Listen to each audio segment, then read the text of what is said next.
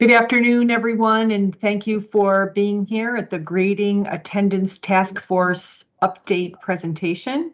My name is Karen Bechtel. I'm Assistant Superintendent for Curriculum Instruction and Professional Development, and I am happy to introduce two of our three facilitators of the task force. One is teaching and could not attend at this time, but I am confident that Frank Del Signor, our math and business instructional supervisor, and Dr. Joe Slicko, our Albany High School operations principal, will be able to successfully do the job. So with no further ado, I turn it over to the two of you. Thank you, Ms. Bechtel. So once again, my name is Joe Slicko, and I'm the operations principal here at Albany High School.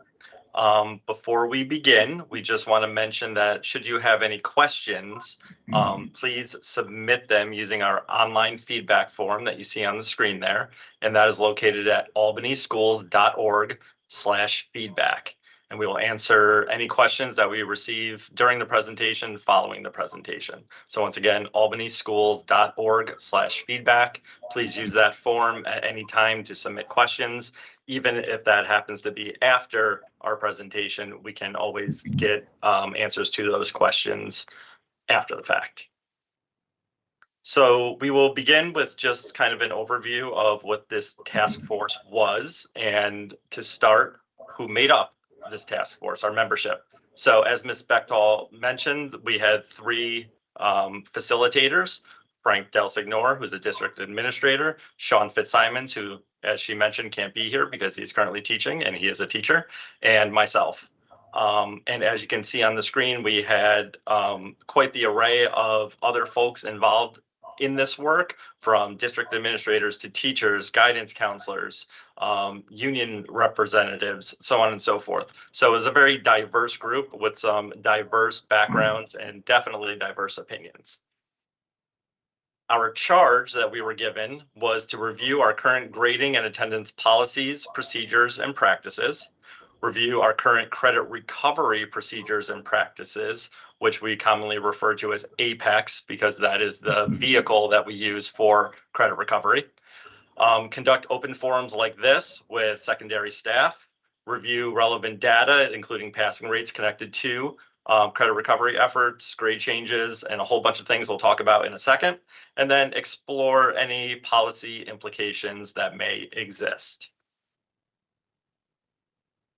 We met frequently and often and at length to do this, and as you can see on the screen here, we convened this group and talked about a variety of items, from reviewing policy and procedures from not only our own district, but districts throughout New York State with similar and diverse backgrounds and compositions to our own. We met with legal counsel, which I'll talk about in a second. We created a staff survey, sent that out, and we'll dig into that data in a minute as well. Then we looked at our credit recovery program, and then we started to begin crafting our recommendations, which, as you can see, took many meetings for us to synthesize. So the first thing we did, as mentioned, was we had our legal counsel come and kind of walk us through the difference between policy, procedure, and then what that means here at the City School District of Albany. So just very briefly, policy is written and governed by the Board of Education, whereas practice, that flows from the policy, and that is how we implement that policy on a daily basis in our schools. So the first thing that was important for us to uncover was that our guidance documents are consistent with policies as written, as are our grading and attendance policies. So the policies and the practices are consistent with best practices across the state and within our own system. Our policies generated many questions for legal counsel, and those were around minimum attendance thresholds, chronic absenteeism, daily versus period attendance, so on and so forth. We then talked about policy implementation and our own practices which could contribute to challenging attendance and grading issues in our secondary schools. So although we are in line and aligned to best practices, there were still areas of improvement that we had control over. Our legal counsel answered questions at subsequent meetings, noting that some of our local control could be tightened up as far as implementation goes, and those are some of the things that we're going to talk about in a minute. So the first type of data that we looked at was what we call qualitative data. And that was really aimed to capture opinions and feelings and those intangibles directly from our secondary teachers. And we wanted to be very intentional with this survey that we sent out because we wanted to elicit authentic responses, but we also wanted it to be able to be used. We wanted to be able to take the thoughts and opinions of our staff and do something with it. Asking a question and then putting it to the side doesn't do anyone justice. So we wanted to make sure that everyone had a voice and that their voice was heard. So we decided to ask 3 pretty open-ended questions that you see there on the screen. And we asked those same 3 questions for both our grading and then for our attendance practices and policies. And those were, what opportunities do our current practices provide our students and teachers? What challenges do our current practices pose for our students and teachers? And then what suggestions do you have to improve and strengthen those practices? And again, asked both for grading and attendance. Those questions created meaningful but a very heavy lift for the task force. We had to sort through 226 responses and begin to synthesize them and come up with what were most people saying, what were most people concerned about, what were most people talking about. And we were able to put those into the following categories or buckets to further examine. The first was assigning a minimum grade of 55, even if a student never attended a class. Then we talked about expectations, accountability, and consequences, a minimum attendance threshold for obtaining course credit, APEX, which again is our credit recovery system, and summer school, late work protocols, hallway truancy, and overall concern about learning and proficiency. And all of these will be discussed in just a moment when we get to our recommendations. The next set of data that we utilized came from School Tool, which is our student management system. So it's where we house all our grades, student information, and things like that. And this was much more quantitative. This was, the numbers that we really got into. And we decided to look at 2 school years, 2018, 2019, which was the last pre-COVID school year, and then last school year, 21, 22, because it was the last full school year that we had access to data for. And for each one of those school years, we looked at approximately 20,000 records for each of the years, approximately 40,000 in total. And a record is a course that a student was enrolled in. So as we know, students take 6, 7, 8, 9 courses. That's what we're talking about, not individual students, but the individual courses they take. And of those 20,000 for each school year, about 17,000 of those were what we call completed records. So that's a course that a student actually finished. They didn't withdraw or drop or transfer out of the district. And in looking at those completed courses, we really wanted to dive into how many students were earning credit in a completed course with what we were calling bad attendance, so not great attendance. And we define that as missing more than 15% of a class. The flip side of that is being present 85% of the time, or being absent more than 15% of the time. So in 2018, 2019, 20% of the students that were in a full year class that received credit for that course had poor attendance. And to compare that in 21, 22, post-COVID, that number grew to about 32% of the students who received credit in a full year course had poor attendance. And then we also have data there for students with less than a full year enrollment for whatever reason. Maybe they transferred in late or some other factors. And in 18, 19, 37% of our students fell into that category, and that rose to 44%. Another thing we wanted to look at was how many students are earning credit while failing 3 or more quarters. And in 2018-2019, about 0.5%, and 21-22, that number rose to 2.4%.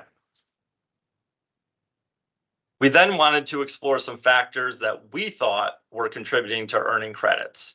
And the first was APEX, credit recovery. So in 2018-2019, of the students that received course credit, 2.4 did so with some sort of APEX intervention, some sort of credit recovery intervention. And in 21-22, that number declined to about 1.6%.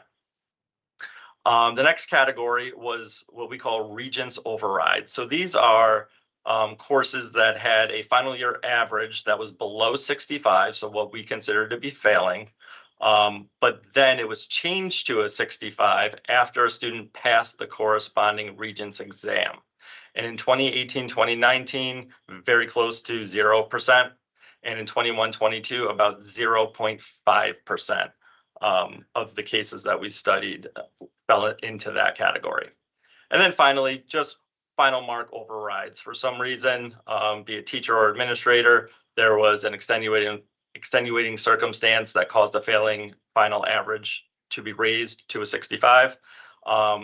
And this was a very hard lift for us because these were individual text files that we had to sort through one by one, categorize, and then tabulate. So in 2018-2019, it was not calculated, but in 21-22, about 2.7% of the records indicated that.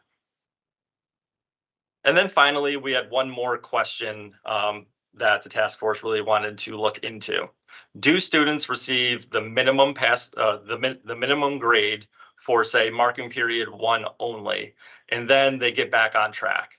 Or do they continue on the same path with that minimum grade? And as you can see here in the table, 2018-2019, about 17,159 total courses, and in marking period 1, 1,854 of those received the minimum grade of a 55. As you move to the right, you see that number growing as the quarters move on throughout the year. The same can be said for 21-22, higher numbers, but they continue to grow as well. So what that shows is that more students are receiving the minimum grade 55 as the school year progresses, not less. And with that, I will pass this over to Mr. Del Signor. Hello, everyone. To reiterate, I'm Frank Del Signor. I am the instructional supervisor for secondary mathematics and business. I'll be walking us through the recommendations and talking about next steps today. The recommendations are directly linked to the responses from the survey that Dr. Slicko shared with us a few minutes ago. The first group that we're looking at here would require a policy change in order to take effect. And I want to make clear that the goal of the task force in making these recommendations is to incentivize attendance. The policy changes that are being recommended would need to go through a policy review before they took action. We also wanted to make sure that we are getting feedback from various stakeholders, including you, the community, before we make any policy changes.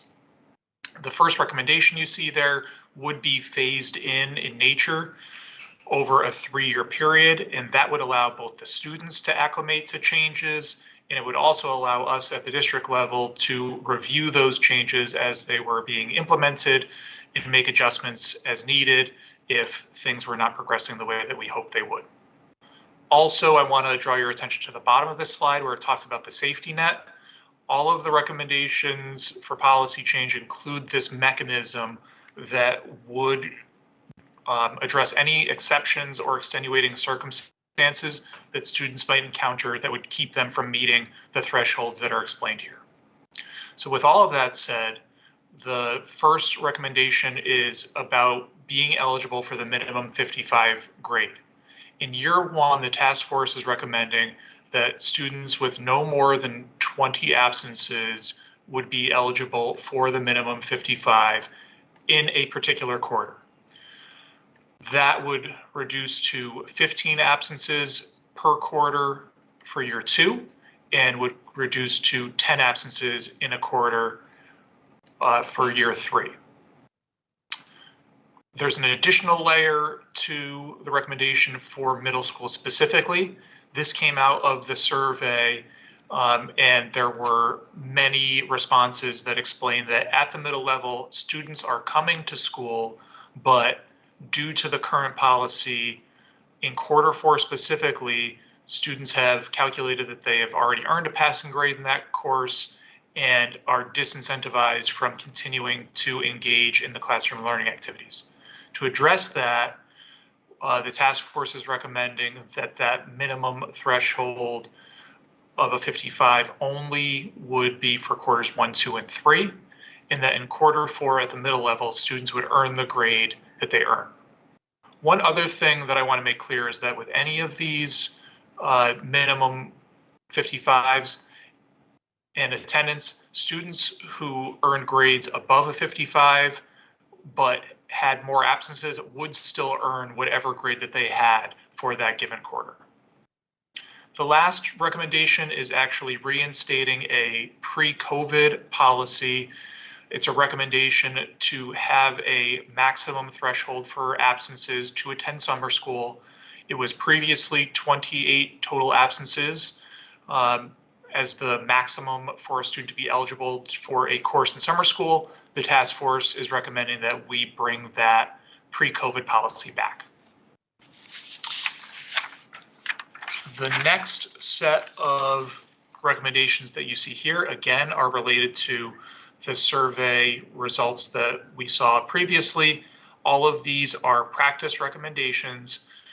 While these do not require a policy change, again, we wanted to make sure that we are getting our feedback from you, from teachers, from administrators, from students, making sure that we are putting practices in place that work for our school communities. The first two relate to APEX, and the rationale behind these recommendations is interest in making sure that we are incentivizing students to attend class during the day instead of potentially using APEX as an alternative. So we are recommending that students need to maintain attendance in a current quarter. Let's say its current quarter is 4. If a student earned a failing grade in quarter 3, they would need to maintain an attendance rate at or above 85% in order to use APEX, our credit recovery platform, to remediate the quarter 3 grade. In addition to that attendance requirement, we're also recommending that students earn a grade no higher than a 65 when using APEX, again, to incentivize students to prioritize the work that's occurring during the school day with the teacher of record. Recommendation 5 is around truancy. Again, this is a pre-COVID practice that we're recommending to bring back, and it is that if a student is in attendance for more than 50% of a class period, then they would be marked present. If they're missing more than 50%, they would be marked absent. This would also involve what we call a known absence. So a student would be marked present if it was for a known absence, which, to just give you a little bit of a detail about that, these are things like music lessons, or if students are in an office for a particular period. It's just an internal coding term that we use. The next area that we wanted to address were our late work protocols. The task force wanted to make sure that we were preparing students for life after high school, whether that's for colleges or careers. We know that meeting deadlines is an important part of being college and career ready. And in order to do that, we are asking departments to have consistent late work protocols that would be reviewed annually. shared with students and families on their syllabus, but by having that late work protocol be consistent, we are hopeful that we can incentivize students to meet those deadlines. The next recommendation is simply for teachers to let the gradebook software manual or automatically calculate the quarter and final grades for quarters and for the whole year. They certainly retain the right to increase the grade beyond that average if they think that a student has demonstrated that they are proficient in a given course, but we are recommending that the gradebook software be used to calculate that grade. In fact, the next three here, 7, 8, and 9, these are really more teacher practices than they are student practices, but they are recommendations that we wanted to make sure that we shared with you, the school community. The next recommendation is in our grading guidance document. We are recommending that this passage about using a 55 minimum within the grade book be removed from the guidance document. Again, teachers can still use that practice if they would like to, but we think that it no longer needs to be part of our recommended practice. And last, Dr. Slicko talked a little bit about grade changes that occur when students have shown proficiency on a Regents exam. We are simply asking that if an administrator makes a change related to a Regents passing grade, that a conversation occurs between the teacher of record and the principal so that that can be recorded and any circumstances related to this grade change can be discussed before it occurs. Our final recommendations are for the middle level, and we had 3 areas that were addressed here through the survey. The first was about promotion and retention, policy 4750. It was outside the charge of this task force to do a deep data review.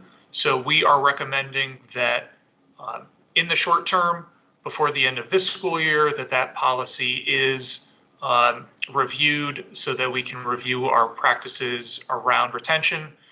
The task force is recommending also that a timeline be shared for any changes that might occur related to that policy, and that all stakeholders are aware of the process that we're going through with promotion and retention.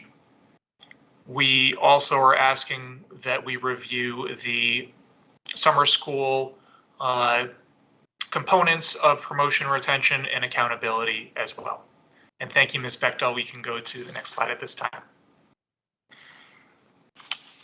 I've mentioned several times that we are interested in your feedback.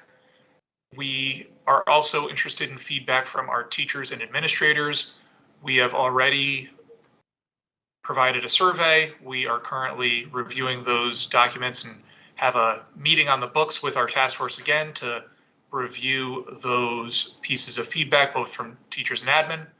We also have 3 remaining community forums if you would like to attend.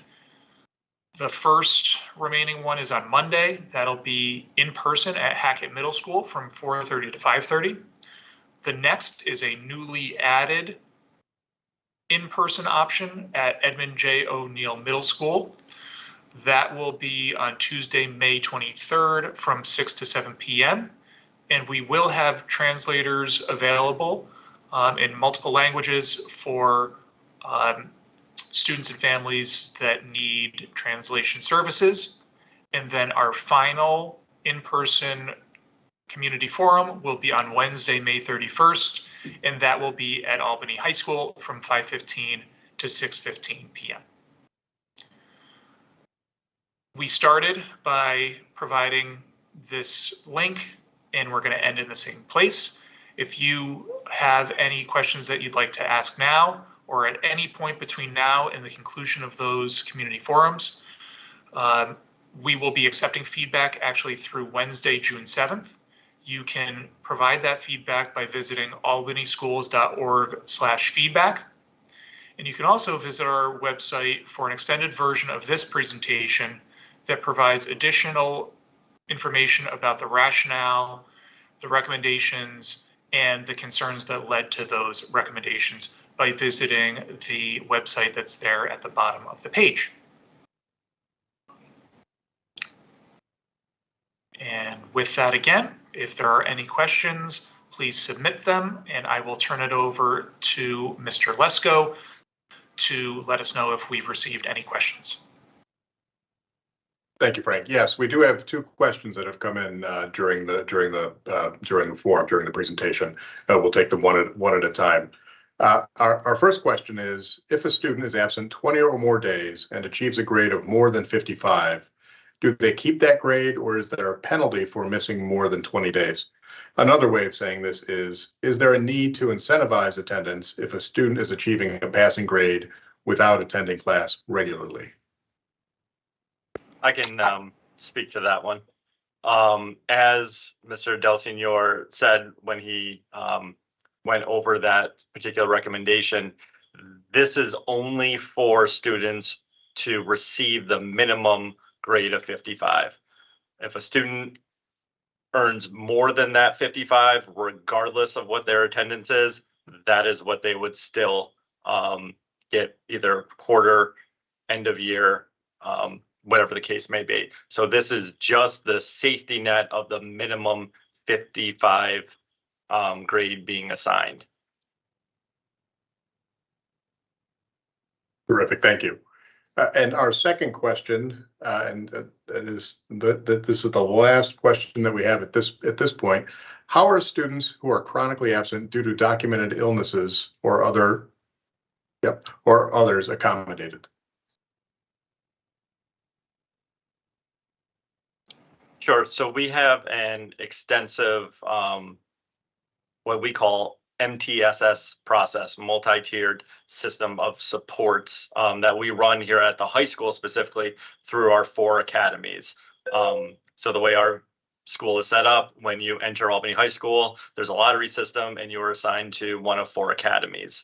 The idea is that makes the building and the student body much smaller. And it also gives each and every student and family a specific point person and point team that really gets to know your student. So that team would, we meet weekly and we review all of our students. So in extenuating circumstances like this, an illness, for example, or some other situation that our families frequently deal with, that information comes to that team and they are able to triage, make decisions, advocate for, and put the best plan in place for that student. So Mr. Del Signor mentioned the safety net that is built into these, and that process allows us to review the student's individual needs, find out what's really going on, and build a plan around them